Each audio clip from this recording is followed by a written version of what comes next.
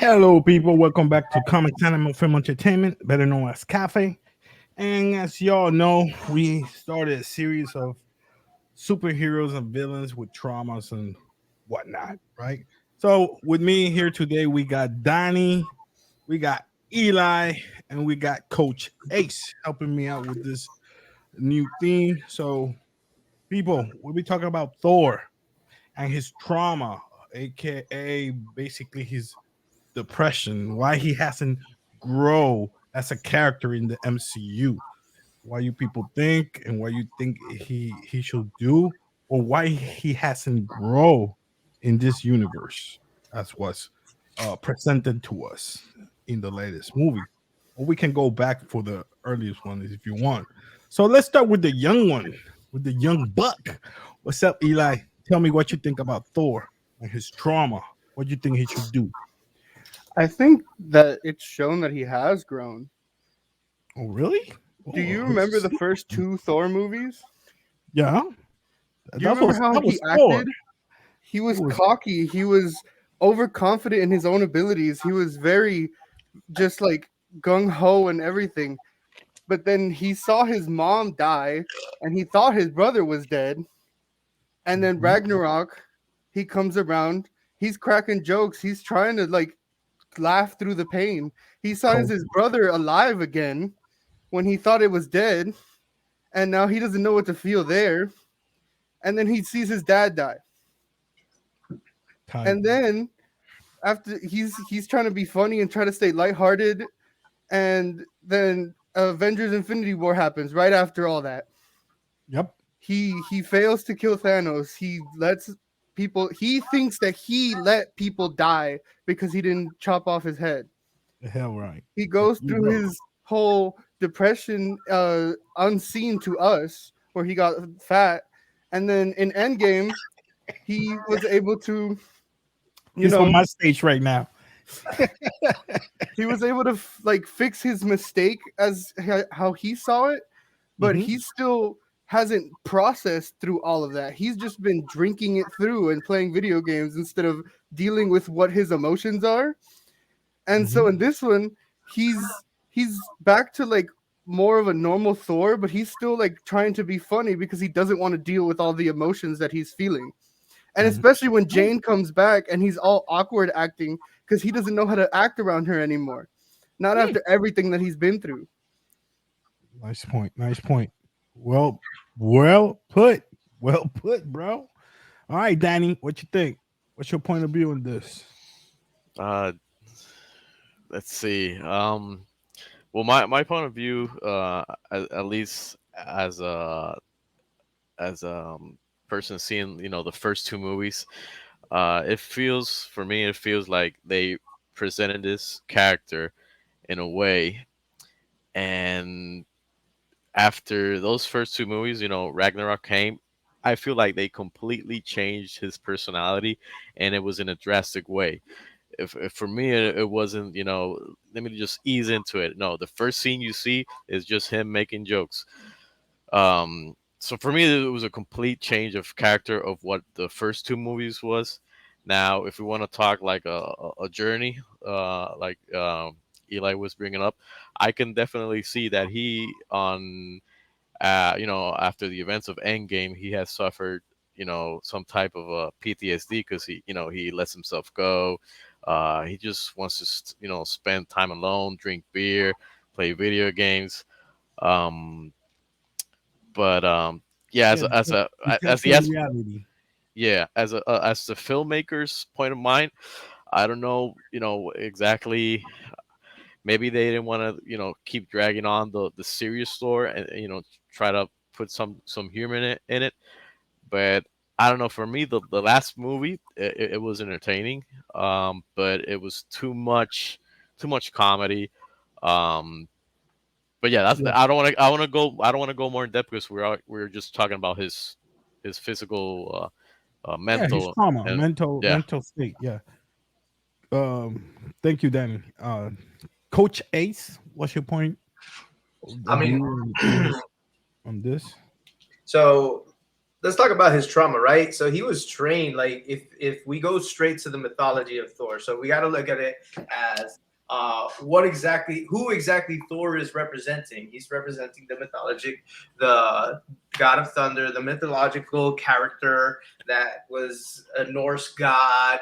And you can note and you can see that in this movie he actually brings it up in a humor form about Mhm. sacrificing kids and eating them, that they used to do that. That was Oh, that yeah. was a tradition. That was a Norse tradition when they would actually sacrifice to their Norse gods. That's an actual fact that really occurred back in those times. So he brings it up in a humoristic form because he's trying to, like Eli had said, like ease into what he acknowledges today as what is traumatic, what is wrong, and what is right. And it goes back to the point where, yes, at the beginning he's a warrior. He's a warrior. He from point A to point B, gun ho. Let's go kill people. Let's kill giants and all this other stuff. And right Yeah. now in this movie, Love and Thunder, Thunder and Love, you can see that he's grown, he's evolved, but he's in that I want to say hitting that threshold.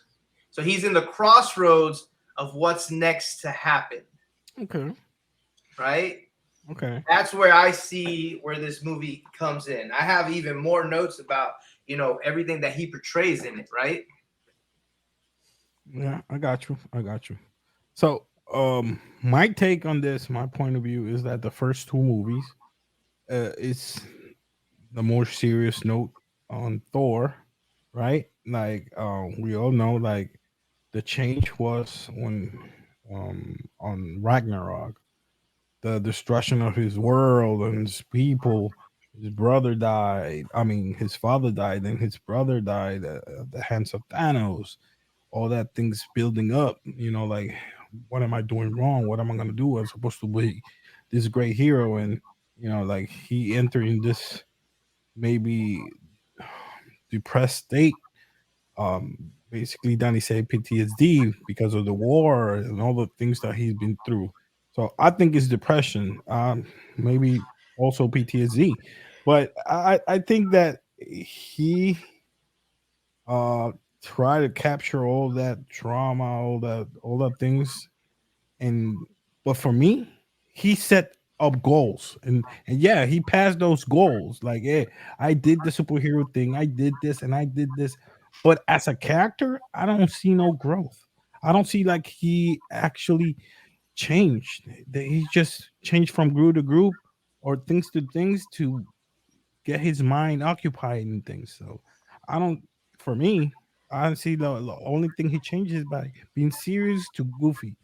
That's I, all I'm seeing. So I think his Mhm. big change we saw at the end of the movie Love and Thunder. By the way, spoilers Yeah. if anybody hasn't seen it.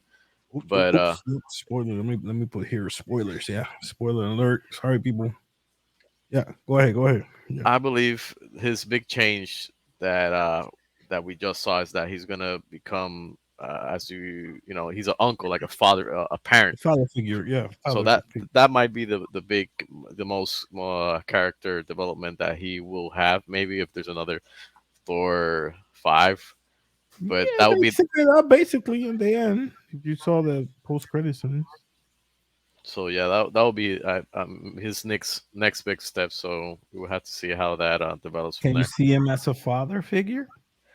More like an uncle. Like an uncle. Yeah.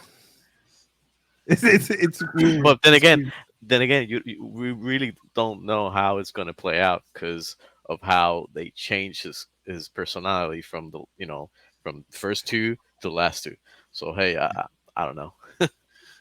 On that note, I will say that if you actually look at the mythology, right? So in the mythology of Thor, he really doesn't change. So they're actually, keeping him as he is, right? They're Yeah. keeping him as the warrior, and then the warrior that is to be a king, and then that doesn't become the king because Ragnarok occurs and he loses, his land, his people, et cetera, right? So in the mythology, he does not change as the persona? Does he evolve into a more wiser warrior slash king? Yes, but not in totality. Does he have a son in the mythology? Yes, he has. He actually has a son from a giant that he had, like they showed in Love and Thunder. Like he would have a lot of adventures on the side. He does have a son, which later on is brought into when in the mythology, but he's not that father figure. So to answer your question, no, he is not portrayed in the mythology as a father figure, but he is portrayed as a warrior that has evolved and grown. Is he still cocky? Yes. Are there aspects of him that shift? Always. All right. All I right. feel like Love and Thunder kind of answered this question because when he was talking to Jane while they were going to the Shadow Realm, he said it himself. He closed his heart off. He closed out all the people that were helping him and kept pushing them away. He purposely sabotaged his own mental being and got himself stuck at this point. And that's why he told Jane that he wants to feel shitty about her, but he doesn't know why. But it's because of all the other things that have happened, and he's just blaming her because she left him. But they were growing apart, as we saw in the movie. He just wants to blame someone, and he wanted to blame her. Nice. Yeah, nice. Nice. Good point. Um, anything else that you And think? Oh, I'm no, sorry. go ahead. Go Yeah, ahead. Go ahead. I've noticed not only Thor, but what I see, the Russo brothers, they like to the first original group of the Avengers. Mhm. All of them, if you think about it, all of them have gone through some type of mental trauma. We Yeah. had Tony Stark. He had nightmares. We saw it in Iron Man 3. He was having nightmares. He was having anxiety attacks because of the New York invasion. Yeah. Uh, I remember that. I believe Captain America and Don't go too far the ahead because those are my coming on the upcoming okay, episode. but if you think about it, all those characters have had some type of Yeah. mental trauma. Um, Even so War Machine when he fell from the sky, like his legs kind of didn't work. Like he's paralyzed. Yep. But All but over. but it goes back to the archetype of what the hero's journey is, right? Yep. Perspective of what, because let's put it like this: if any of you guys have gone through university and taken an ethics class, right? What is right for me might not be right for you. It could Hell be yeah. wrong. Got you. It's like this. I don't want to get into a heavy topic, but let's just say that like I'm pro abortion and you guys are not. I see It's the an example. It's not for It's an real. My people. example. It's an It's an example. example. I'm not saying I am or I'm Let's not, get that clear. but let's say like that, right? An ethics class. So, or even better, let's use the example that's always being used, right? There's a train going down the track. There's 15 people on one side and 2 people on another. You have the power to switch switch the tracks to hit 2 people. Would you hit 2 people to save 15? You're still killing people, right? The main point here is you're still killing people, but Yeah, I what got is the you. greater good, Yeah, man. right? I So know. I each of know. these heroes, going to what Danny says, each of these heroes have gone through a trauma or through a traumatic event that decides what path they choose, what path they go through. And that's one of the big things that Joseph Campbell brings upon. And you can see it in a lot of movies, such as in Star Wars, biggest example ever. You see Anakin Skywalker chooses the light, the force, and then he goes to the dark, and then he turns back because he has help and support, right? But going back to Thor, right? Yep. Thor and his trauma. I mean, like, he's gone through so much, but I wanted to integrate that there's this famous psychiatrist, he's a Swiss psychiatrist called Carl Jung. He brings in the aspect of these 4 archetypes, total typical archetypes of every single human being. These 4 types are what they call the king and the queen, or the sovereigner, the natural leader. I got my super handy dandy notes right here ready to read and rock and roll. All right. So a king and a queen, that's one of the archetypes. Then you have the warrior, then you have the magician, and then you have a lover. Those are four archetypes that every human being has. This is psychiatry 101, guys. You know, the basic form. King and queen slash is a visionary, is stable, natural leader, practical, and committed to a greater good, order against chaos, towards the community. He's always thinking about the community, what's better for the community. If you see in it's not in Ragnarok, the one before Ragnarok, when Odin is trying to teach Thor, like, Dark World. huh? Dark Dark World. World. Yeah, like you're not ready. Even at the first one. Even the first one. That's Even why in the first one, he banished says him. you're That's not why he worthy banished him. for this. He takes away all his powers. You need to Yeah, learn. that's him. So you see the king trying to teach his son, you know, like, it's not the warrior's way. You must become a leader to be able to take care of everyone. He's always there. That's one of the major archetypes.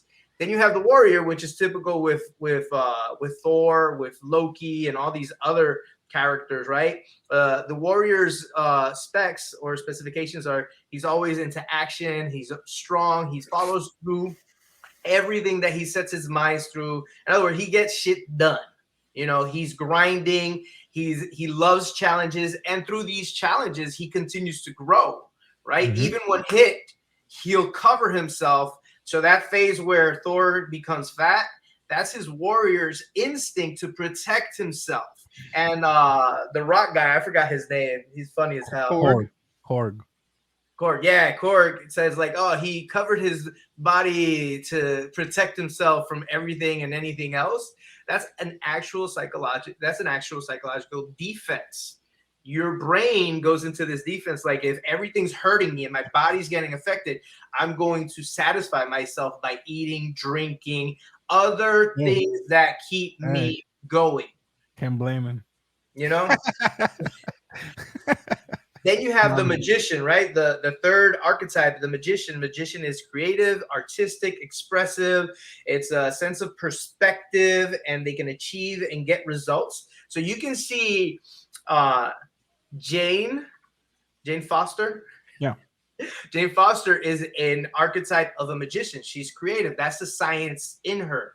But then she shifts into becoming the warrior because the magician has no more results in trying to get from point A to point B. In other words, cure her cancer. So, hey, let me have some fun. Let me rock this last moment out. Maybe this helps. So she tried something else, becoming the warrior. She gets satisfied to a certain level, but she notices it's not helping her. Everybody notices, and it goes down to the last archetype, which is the lover, right? The lover is the person that cares, that's forgiving, that is in tune with emotions, with compassion, fun, and playful. And you can see that Thor accesses, and you could, in the name of the movie, right? Thunder and Love, or Love and Thunder, whatever it is. Yeah, I got you. He accesses the love all the time, and that's why you see him funny.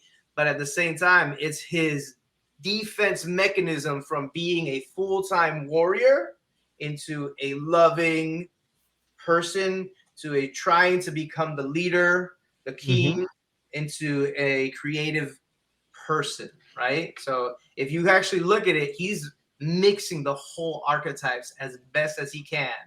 Yep, I got you. Well, I that also said, feel I like- think you. Oh, yeah, my I bad. also feel like it's important to realize how fast everything happened for him, because he lost his mother and he thought he lost his brother, and then a few, like, not even 5 years later, he loses his dad, he loses his world, he loses his brother and most of his people, and then he fails to kill Thanos, all within the span of like 5 years Yeah, at most. yeah, I got you. That's gonna mess with someone up heavily, especially with how much of that was just death, and it's his sister, like, killing off most of his people too. Two, Like, yeah. a lot of people died because, sister that he and didn't he know blames he had. himself because he couldn't save all of them. Yep, got you. And that messed with him a lot. And in this movie, especially at the very end, you can see that he's starting to heal from it because he's acting like a parental figure. And we see in the movie he saw a baby, and he started thinking about what he wanted with his own life, and that's why he started distancing himself from Jane, because he didn't know if he wanted to be with her fully until she was already gone. Mm-hmm.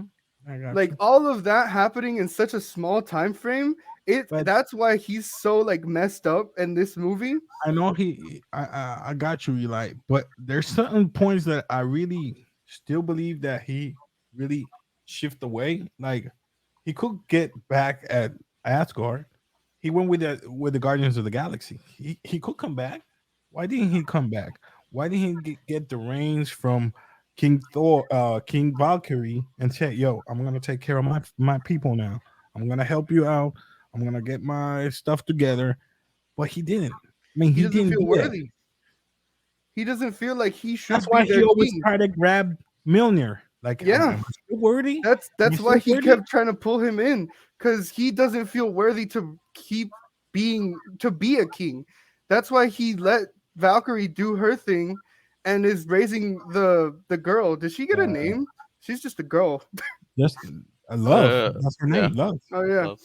Yeah, he's raising her because he wants Uh, to prove to himself that he can do something and not fail someone.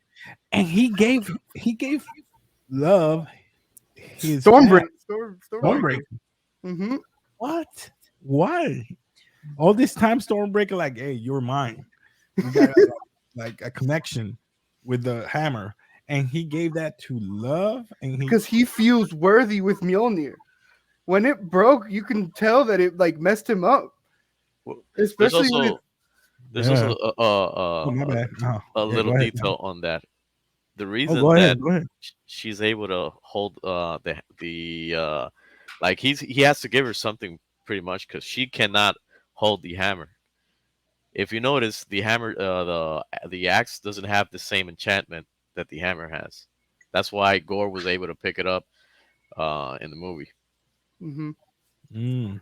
All And I right. got Good a, I got man. a, I got a fun fact with the hammer and Thor and what it actually represents in the mythology as Okay. Norse mythology. So let me again my handy dandy notes. Go ahead, so we can wrap up. So there is a story of the hammer of Thor being stolen from him. In mythology, there's a story. The hammer is a representation of his masculinity. So when he loses, in other words, when Hela breaks his hammer, he literally, and this is That doesn't a sound right. mythological fact that is actually written out I'm there sorry. I'm sorry. in My one of bad. his stories and one of his adventures is that when he loses his hammer, he feels like he loses his masculinity, his heroism, his Oh, courage, his confidence. You okay. know, Now and I when I got when I talk about masculinity, it's not just the sexual desire and passion. No, it's also what man is portrayed, right? A yeah. confident, outgoing provider. You know, the power, right? So when he loses the hammer, he loses all that sense of confidence. He gets Mhm. another hammer because you know you use a different stimulus to feed onto that confidence and all that good stuff. But then he sees Jane with the hammer fully. It's not just to see if he's worthy or not. It's like it's his masculinity is being challenged now by a female who can actually hold the hammer even much better than what he used to. Yeah. That's why one of the things that I believe, and it's my opinion, I believe that that's why he was all the time trying to grab it. Is like, how can she use you better than I can? How Did come? she swing the hammer to fly? Yeah. Yes. She did. I Mm-hmm. Mm-hmm. didn't notice that. I know that she threw like because it was It's all broken broken. and used a multiple attack. That was nice. That was nice. Oh, No, yeah, yeah. So that's one of the fun facts of the Hammer and Thor. didn't know that. I Before we go, something else you guys want to add? Yeah. Hey, go I ahead. feel Eli. like if we get a Thor 5 Hmm. and Hercules is gonna probably gonna be the villain there, I feel like that movie will let him fully like heal up. It'll just make him feel like he is worthy to do everything. He can protect his his people, which is love. Family, his family. But Yeah, let's keep his it real. His family. family, love. And Yeah. and if Asgard comes to like be in trouble, he will probably be able to fully save it, and no one's gonna get hurt because he knows that. And he's gonna die. Yeah, I don't I'm think sorry, he's but gonna die. that's gonna happen. That's gonna happen. I don't feel like he would die, but I feel like if he does, that would be the perfect send off for him because he Yeah. was able to protect everyone and still like keep them alive without being injured at all. And he finally got his like last moments. Yeah. And then he'd see his family again in Valhalla, Valhalla. and he'd be with them and with Jane. And that would be like the perfect send off for Thor, in my That'll be opinion. tight. That'll be tight. That'll be tight. So we're looking at a ending like with Wolverine. Oh, that will be the next people before we go. If you guys want to comment something else? Oh Danny? yes, yeah. I have one more. Go one more go thing. ahead. Go And ahead. this is a fun fact. And if you guys watch the movie again, right? So if you guys notice when Thor grants the power temporarily to the children, right? Yeah, I get. That is fine. When he transfers that power, it shows it from an image from up top, and it's that electricity, right? Tree of Look life. Like a 3. Look at it closely. It is the actual depiction of the tree of life, which is also portrayed as the Asgardian tree with the 9 realms, where everything, all the life is passed on. That was one of the most important I know things. it was a tree, but I didn't know it was the tree of life. You know, like Yes, and ramifications and whatever. and it's reversed, right? So the branches are out to the children that signify, and that life shall continue on, and the roots come from him. If you look at it, and then he's passing on to it. Yeah, It was an amazing moment. I was like, oh my god, I gotta put it on my handy dandy notes. all right, people. I think we're done. I mean, I don't want to extend this to a half hour or something. Danny, something else? No. Eli, Ace, nothing else. Next, we'll be talking about the Canadian machine, aka Logan or Wolverine. We'll be talking about that PTSD and all his trauma. So that will be next. You guys are invited if you want to come. I don't know. Hopefully, I don't know if Tammy will come back. The counselor. The counselor. I hope she comes back. So if you guys want to come and join us, just subscribe and press that like button. It will help us a lot. So as y'all know, we here in Comics, Anime, Film, Entertainment, we always keep it real. And now we're gonna say good night or goodbye or whatever. So let's just say peace. All right. So let's throw a peace sign. And Peace. peace.